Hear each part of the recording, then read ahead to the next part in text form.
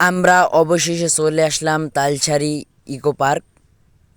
এখানে অনেক অনেক প্রাকৃতিক দৃশ্য আছে, আপনাদের তুলে ধরার চেষ্টা করব। আপনারা আমার সাথে থাকবেন। ওই যে আমার বন্ধুরা চেয়ারে বসে আছে, আপনারা তো দেখতেই পারছেন। তারপর আমি চলে আসলাম জিরাফের কাছে।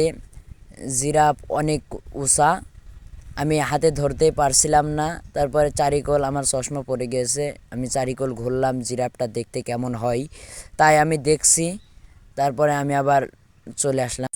আমি সামনে একটা দেখতে পাচ্ছি গর্ত, গর্তর ভিতরে অনেক সুন্দর একটা জায়গা, কিন্তু ময়লা আবর্জনা অনেক গন্ধ।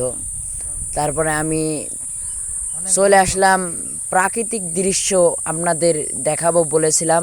এই যে দেখেন কত সুন্দর একটা প্রাকৃতিক দৃশ্য। ওই যে আমার একটা বন্ধু টিকটক করছে, আপনারা তো দেখতে পাচ্ছেন। এই যে আর একটা বন্ধু টিকটক করছে, দেখেন এইটা ছবি তুলছে অনেক সুন্দর। তারপরে আমি আবার চলে আসলাম এটা নদীতে। নদীর পানি শুকিয়ে গেছে, আর কি বলবো, দেশের পরিস্থিতি তো আপনারা দেখতে পারছেন। কি সুন্দর একটা, আসলে এখানে না আসলে আপনারা বুঝবেন না। ওই যে দেখেন এটা কুমির। কুমির আমি অনেক দূর থেকে দেখছি, মুখে কি আছে কি কামড়ায় কি দেখছি।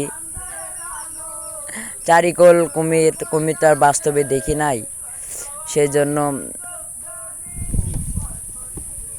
কুমিরটা নড়িয়ে সরিয়ে দেখলাম। অনেক সুন্দর একটা কুমির ঘাটের।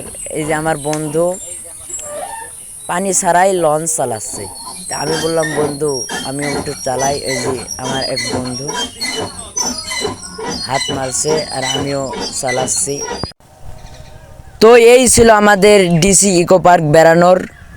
আমার একটা ফেসবুক পেজ আছে, সবাই ফলো করবেন। ধন্যবাদ।